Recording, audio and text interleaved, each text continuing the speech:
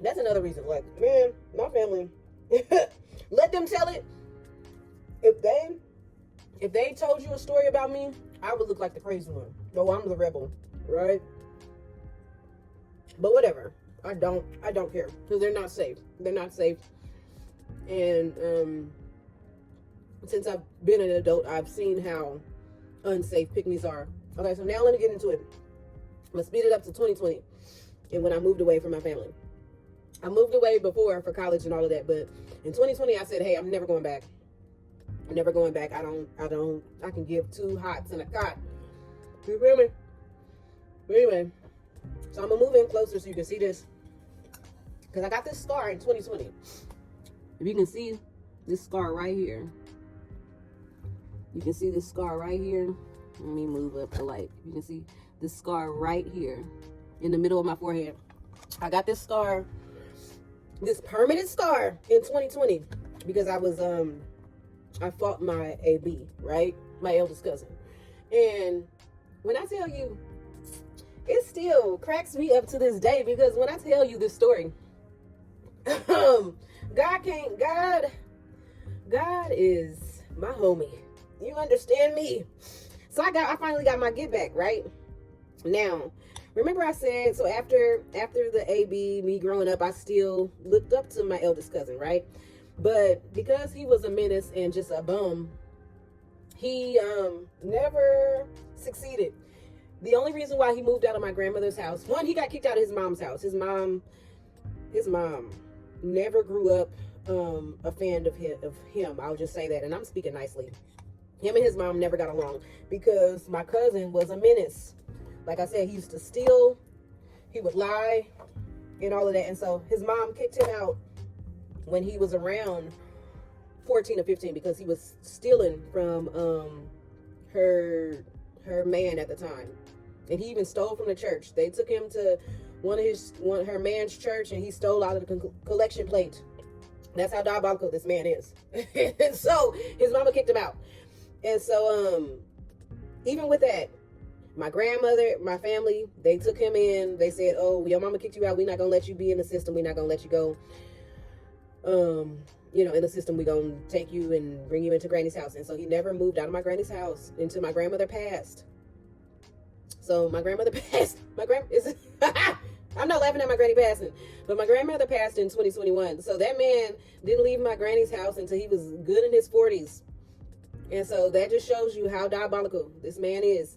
And so anyway, with that being said, me growing so I grew up, right? And so went to college, came back, moved back, and I got a decent job as a bus driver for AC Transit, right? I'm driving for the city. And so I'm still living paycheck to paycheck, but I got my own car, got my own apartment. And so I come around, visit my granny, and I be like, hey, cousin, or whatever. I'll speak, you feel me? But after a while, I went from, hey, cousin, like he'll speak back to, he'll just mug or won't say nothing. So he's mad because I'm just living life. Like, I'm in my early 20s. Like, what else do you do but live your life? You feel me? So he became one of my haters. And so, mind you, like I said, I was living life. I had my own space, so I wouldn't be around as much as he would be and my younger cousins because that's where he stayed at. And a few of my other cousins stayed there too. And so this is hilarious to me because I get a key. I get a real key when I tell you. So, okay. So let me get to 2020. We gonna speed it up. So 2020, right? It's the pandemic. And, everybody's off of work. Everybody's, we're trying to hunker down, making up plans and whatnot. And at the time, my grandmother got sick. My grandmother got sick just because she was older. She had the vid, you feel me, for a little bit, but she beat the vid. And I think she had got pneumonia. And she beat that, and she had diabetes. Plus, she was like, I think she was like 89. So she was older, you feel me? And so I think she was 88 in 20.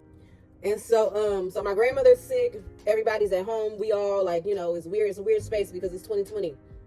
And so my mom, she was the main caretaker because she did home health care or whatever for elderly people. And so my grandmother was her main client. Mind you, I told you my granny had 7 kids. So one of my aunts, she still stays around the corner from my grandmother's old house because they sold the house after she passed or whatever. And so we would come by, me and my cousins. I still had cousins stayed there. My eldest AB stayed there. And so even though they all stayed there, my mom was the main caretaker. My mom was still doing most of the work because my family was abusing AB and her. They were saying that, oh, you're the only person that's getting paid to do this work, so you shouldn't be complaining type stuff. You feel me? They was like bullying her. And so, of course, my mom, being my mom, she came to me and my sister, and she was crying and saying how stressed she was and everything because she was doing most of the work, and they wasn't allowing her to really get sleep and everything because my grandmother needs 24-hour care, although she had people that stayed in her house. And so I was like, okay, cool, Mom. I will set up a family meeting for us because around this time, it was like April.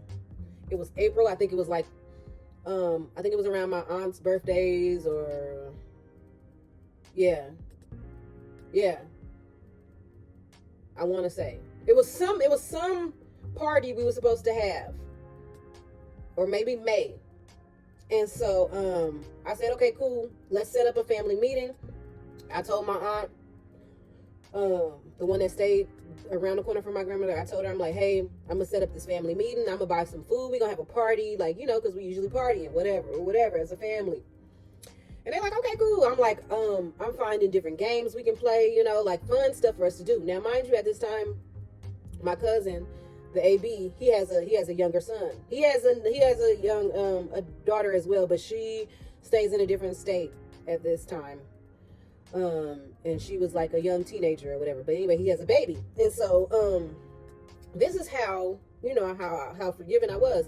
And so the baby at the time, you know, even the preschools were only like part-time. And so I was like, hey, since the preschool is not open, these flyways are sending me. Since the preschool is not open like that, I'll volunteer to watch my little cousin, my second cousin, because hey, while you go do your security job, I can watch my baby cousin because I'm, you know, out of work or whatever, or I don't have a shift or whatever. And so he's still, you know, being a butthole and still being a hater or whatever. But I'm like, okay, I'm looking past it because it's like, sir, you angry for reasons it has nothing to do with me. You just mad at your life type of time. And so I remember one time we were all at my granny's house and I was watching my baby cousin, and he was in his room just probably jerking off, just being a bum. So anyway, so my baby cousin was touching his diaper, and I'm like, hey, do you need to use the bathroom or whatever? Like, you know, you got to go potty. And so all of a sudden, my eldest cousin, his dad, the AB, he come yelling at me, like, you know, screaming at me like, oh, my son is fine, he don't need no help, and he's potty trained, blah blah blah. I'm like, okay, cool. Mind you, sir, I'm a grown woman. Like, who are you yelling at? So I'm like, hey, you ain't gotta yell. Like, it's cool. You feel me? I'm just saying that he's touching his diaper. He needs some attention. You feel me? So I said, okay, I see what type of time he on, because he's bucking. Now, mind you, I'm like my size now. You feel me? I'm like, I might have been a little heavier too, because I was at least 200 pounds, right? I was probably like between 215 and 230. And mind you, I'm only 5'3", 5'4". My cousin, he's like 6'2", at least 300. Just big and flat and flab and just disgusting. And so, just big and nasty, and he's probably a bottom. But anyway, so I'm like, okay, he's getting real buck. And it's like, I don't have time, you know, because also my cousin is also known for, oh, this is a big part of the story I forgot to add. He's also known for putting his hands on women. And he has fought and put his hands on my mama. Now, mind you, this is what I was saying. I forgot when I was saying I had my own place, worked or whatever. At the time, I wasn't around my grandmother's space that much. And my mom, I had found out that he had got into a physical fight with my mom at my grandmother's house. But my mom was like, oh, Raina, don't come over. Don't do nothing. Because she already knew that once I hear that, oh, I'm coming, and I'm coming with something. You know what I mean? I'm not coming empty-handed. And so my mom begs me not to do anything, not to come by. So I was like, okay, fine. You handle your own. You feel me? You didn't ask me not to do it. And so that's that. But this time, because my mom has a habit of Like I said, my family is a pygmy. My mom has a habit of crying, but then also defending the AB. So back to this time. So back to 2020. So my mom is crying to me and my sister. I'm like, okay, well, we're gonna set up a family meeting and just put a schedule together and say, hey, my mom could be available for this time, but between maybe 2 a.m. and 3 a.m. if we could have somebody just watch her. Because mind you, the other part of it is, the major part of it is my AB, my eldest cousin. He was a big tree smoker, right? They're in California, in the Bay Area, Oakland. You feel me? So they big tree smokers. Even my auntie that stayed across the street from her, they partying all night, got the house all smoked up, just disrespectful. So I'm like, okay, well, they shouldn't have no problem with watching Granny while they're smoking up her house. You feel me? So anyway, so we get to this meeting, right? So this is a whole nother portion of the story as far as my family. We get to this meeting. My one of my younger cousins was there, and apparently she had an issue with me. Didn't know, you feel me, at the time what the issue was. But that whole meeting just turned into a whole big fight. Now, I didn't physically fight her, but I was close to it. But because I know my size, and my younger cousin, she was taller than me, but she grew up in the suburbs. I knew she ain't never been in no fight, and I would have did something serious to her. So anyway, so back to the point of getting all to this. And so I was saying, I got this permanent mark in the middle of my forehead because of this, because I've, had an altercation with my AB'er, right? So anyway, so now the energy is, everybody's like mad at me because they like, oh, you look like you're trying to take over and do too much. Mind you, I had already talked to my mom and my aunties and telling them like, I'm just coming to be the facilitator of the meeting. I'm not trying to ruin, you feel me?